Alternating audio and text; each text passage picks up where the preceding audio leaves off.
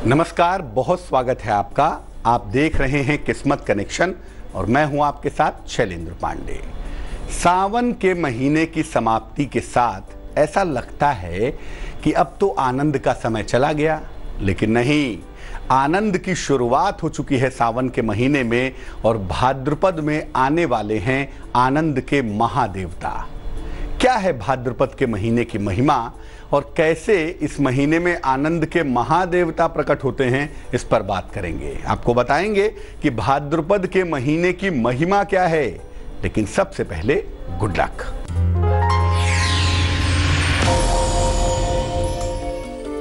भाद्रपद के महीने में पीले रंग के वस्त्र धारण करने चाहिए। ऐसा करने से मन और शरीर दोनों अच्छा रहता है, दोनों की स्थिति उत्तम बनी रहती है। सबसे पहले जानते हैं कि भाद्रपद का महीना क्या है और क्या है इसकी महिमा। देखिए, भाद्र का अर्थ होता है कल्याण देने वाला। कहते हैं ना, भद्र पुरुष हैं, यानी कल्याण वाले पुरुष हैं। तो भद्र या भाद्र का अर्थ होता है कल्याण देने वाला। भाद्रपद का अर्थ हो गया जो भद्र परिणाम देने वाले व्रतों का महीना है, उसे भाद्रपद कहते हैं। ये महीना लोगों को व्रत, उपवास, नियम और निष्ठा का पालन करवाता है। अपनी गलतियों को याद करके उनका प्रायश्चित करने के लिए ये महीना सर्वोत्तम महीना है। कोई गलती हो गई, कोई गड़बड़ी हो गई, उसका प्रायश्चित करना चाहते हैं तो ये महीना सबसे बढ़िया महीना है। मन को शुद्ध करने के लिए और मन को पवित्र करने के लिए ये महीना बहुत ज़्यादा अच्छा होता है, बहुत ज़्यादा कारगर होता है। इसी महीने में गणेश चतुर्थी का बहुत बड़ा पर्व मनाते हैं और इसी महीने में रस के देवता, आनंद के अधिपति भगवान कृष्ण का जन्मोत्सव भी मनाते हैं। इसी महीने में कलंक चतुर्थी भी आती है। इस बार ये जो भाद्रपद का महीना है 8 अगस्त से 6 सितंबर तक रहेगा। इस महीने में तमाम तरह के वरदान आपको मिल सकते हैं। भाद्रपद पर हमारी चर्चा जारी है, लेकिन इस बीच में जान लेते हैं मेष, वृष और मिथुन राशि का राशिफल।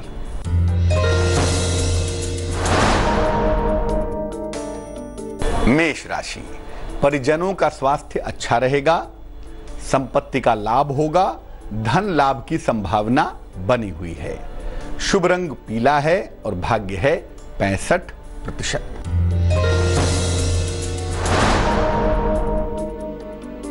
वृष राशि, नौकरी में परिवर्तन के योग हैं। जीवन साथी के साथ तालमेल अच्छा रहेगा। रिश्तों को लेकर तनाव ना पालें तो बेहतर है।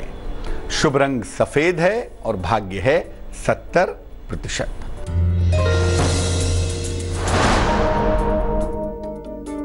मिथुन राशि, धन का बड़ा लाभ हो सकता है। किसी पुराने मित्र से मुलाकात होगी। परिजनों के साथ अपना व्यवहार ठीक रखें। शुभ रंग आसमानी है और भाग्य है 59%। अब ये जानते हैं कि भाद्रपद महीने के नियम क्या हैं और इस महीने की सावधानियां क्या हैं। देखिए, भाद्रपद के महीने में कच्ची चीजें खाने से परहेज करना चाहिए। कच्चे फल, कच्चे सलाद, कच्ची सब्जियां ये खाने से बचना चाहिए। और भाद्रपद में दही बिल्कुल नहीं खानी चाहिए। भाद्रपद के महीने में दही का प्रयोग पूर्ण रूप से वर्जित है। इस महीने में जिनको ब्लड प्रेशर की समस्या है, उनका ब्लड प्रेशर ऊपर जा सकता है, इसके बढ़ने की संभावना होती है, अतः इसका ध्यान भी रखना चाहिए। इस महीने में आलस्य बहुत ज़्यादा रहता है, नींद बहुत आती है, नींद की खुमारी बहुत रहती है। इसीलिए शीतल जल से दोनों समय स्नान करना चाहिए ताकि आलस्य दूर हो जाए।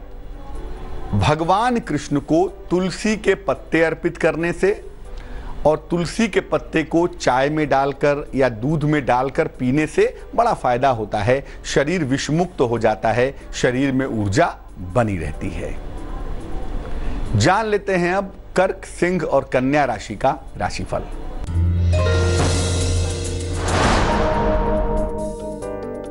कर्क राशि, कार्य का तनाव बढ़ सकता है, अचानक क्रोध भी आ सकता है, सुगंध का प्रयोग करने से मुश्किलें कम हो जाएंगी। शुभ रंग सुनहरा और भाग्य होगा 74%।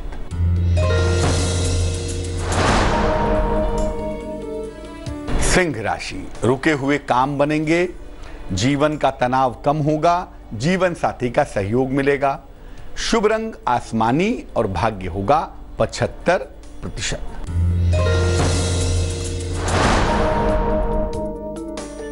कन्या राशि, परिवार में विवाद हो सकते हैं, रोजगार के लिए मेहनत करनी पड़ेगी, धन का खर्च बढ़ा रहेगा। शुभ रंग धानी और भाग्य होगा 64%। अब ये जानते हैं कि भाद्रपद महीने के व्रत और त्योहार कौन कौन से हैं। देखिए, भाद्रपद के महीने में गणेश चतुर्थी और गणेश महोत्सव का पर्व आता है। इसी महीने में भगवान कृष्ण, बलराम और राधा का जन्मोत्सव भी आता है। इसी महीने में महिलाओं के सौभाग्य का एक पर्व आता है जिसे हरितालिका तीज कहते हैं। और इसी महीने में अनंत पुण्य प्राप्त करने का पर्व आता है, अनंत चतुर्दशी। यानी ये जो महीना है ये भगवान कृष्ण का है, भगवान गणेश का है और अनंत पुण्य देने वाले भगवान विष्णु का भी है। यानी ये महीना बहुत महत्वपूर्ण है पूजा उपासना के लिए, पापों के प्रायश्चित के लिए और भगवान की कृपा पाने के लिए। चर्चा को आगे बढ़ाएंगे, लेकिन फिलहाल वक्त हो गया है आपके सवाल का। संजय कुमार ने हमें मेल लिखा है, अलीगढ़ से लिखते हैं, जन्म की तारीख है 11 मई 1970, जन्म का समय है सवेरे के 8 बजे, जन्म का स्थान है अलीगढ़। लिख रहे हैं कि पिता के द्वारा दिया हुआ व्यवसाय, पैतृक व्यवसाय काफ़ी समय से कर रहे हैं, लेकिन व्यवसाय में कोई खास उन्नति नहीं हो पा रही है, जीवन साधारण गति से चल रहा है, व्यवसाय में डेवलपमेंट नहीं हो पा रहा है। क्या व्यवसाय में कोई परिवर्तन करना चाहिए या इसी व्यवसाय को बढ़िया करने के लिए क्या उपाय करना चाहिए? देखिए, अभी जो आपका वक्त चल रहा है संजय जी, इसमें आपको नया व्यवसाय करने की सलाह नहीं दूंगा, लेकिन जो व्यवसाय आप पहले से कर रहे हैं, सप्लाई का काम, ट्रेडिंग का काम, कुछ हद तक लोहे से जुड़ी हुई चीज़ों का काम, ये तमाम काम आपके लिए बेहतर हैं, इसी काम को चलाइए। अभी नया काम आपको करने की 1-2 साल तक आवश्यकता नहीं है। लेकिन जो व्यवसाय कर रहे हैं इसको बहुत अच्छा बनाया जा सकता है।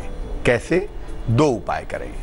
एक पन्ना बनवा के पहने, 6-7 रत्ती का पन्ना, चांदी की अंगूठी में, सीधे हाथ की सबसे छोटी उंगली में, बुधवार की शाम को पहनने से लाभ होगा।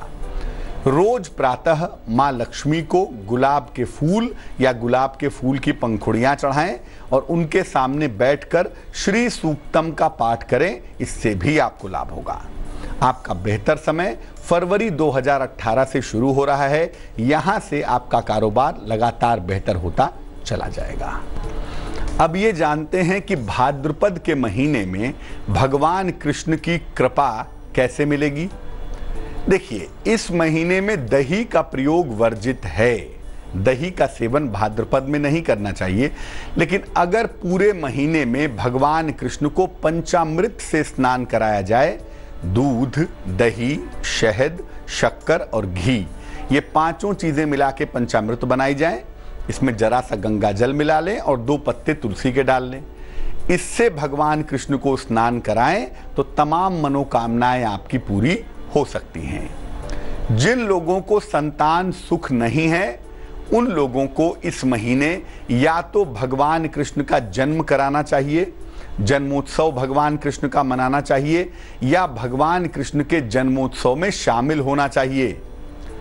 इस महीने आत्मविश्वास को बढ़ाने के लिए श्रीमद् भगवद गीता का अगर पाठ किया जाए, गीता जी का पाठ किया जाए, तो इसके परिणाम बड़े शुभ होते हैं। इस महीने में आप चाहें तो अपने घर में लड्डू गोपाल की स्थापना करें या सफेद रंग के शंख की स्थापना करें। ऐसा करने से आपके घर में धन और संपन्नता अवश्य आएगी। तुला, वृश्चिक और धनु राशि वालों का वक्त कैसा है, आइए जानते हैं।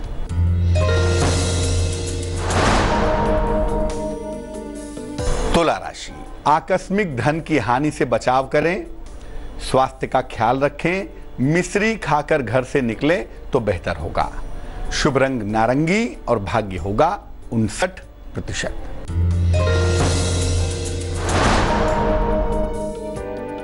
वृश्चिक राशि, किसी पुरानी समस्या से आपको परेशानी हो सकती है। भावनात्मक समस्या से बचाव करें, हालांकि किसी महिला का सहयोग मिलता हुआ भी दिख रहा है। शुभ रंग हरा होगा और भाग्य होगा 71%।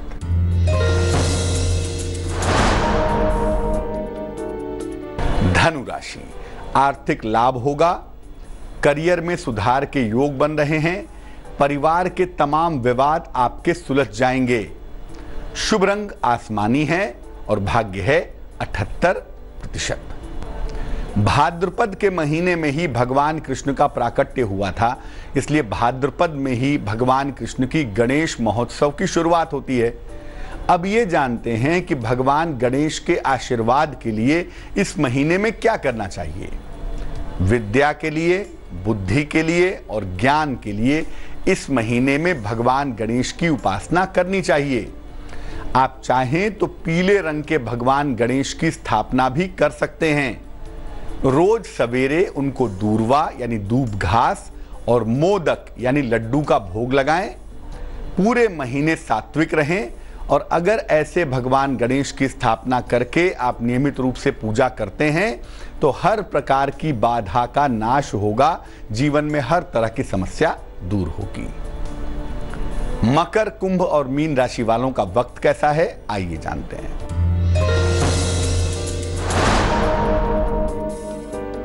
मकर राशि, कार्यक्षेत्र में आपकी स्थिति मजबूत होगी, तमाम विवाद आपके सुलझ जाएंगे, उपहार और सम्मान का लाभ मिलेगा आपको। शुभ रंग ग्रे होगा और भाग्य होगा 92%।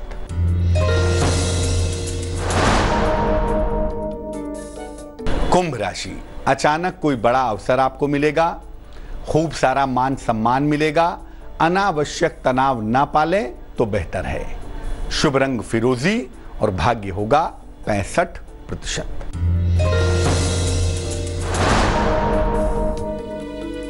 मीन राशि, स्थान परिवर्तन के योग बन रहे हैं, स्वास्थ्य में सुधार होगा। अविवाहित हैं तो विवाह तय हो सकता है। शुभ रंग सफेद है और भाग्य है 81%। तो आज हमने बात की भाद्रपद के महीने की, भाद्रपद के महीने की महिमा की। अब जान लेते हैं क्या है आज की सलाह।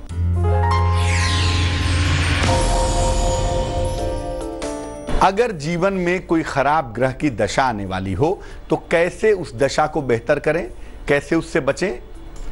जिस ग्रह की खराब दशा आने वाली है उस ग्रह के संबंधित दिन पे उपवास रखें। मान लिया मंगल की खराब दशा आ रही है तो मंगलवार का व्रत रखना शुरू कर दें। उसी दिन शिवलिंग पर उस ग्रह से संबंधित वस्तु अर्पित करें। जैसे मंगल की खराब दशा है तो मंगल की चीज है गुड़, वो शिवलिंग पर मंगलवार को अर्पित करें।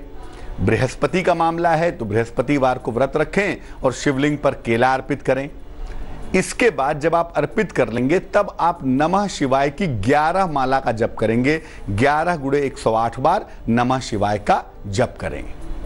ऐसा लगातार करते जाएंगे तो जो खराब ग्रह दशा आ रही है उसका प्रभाव आपके ऊपर खराब नहीं पड़ेगा। तो आज के लिए किस्मत कनेक्शन में बस इतना ही। फिर हाजिर होंगे किसी नए विषय के साथ, आपकी समस्या के समाधान के साथ। तब तक के लिए मुझे दीजिए इजाजत। आगे देखिए संजय सिन्हा की कहानी रिश्ते।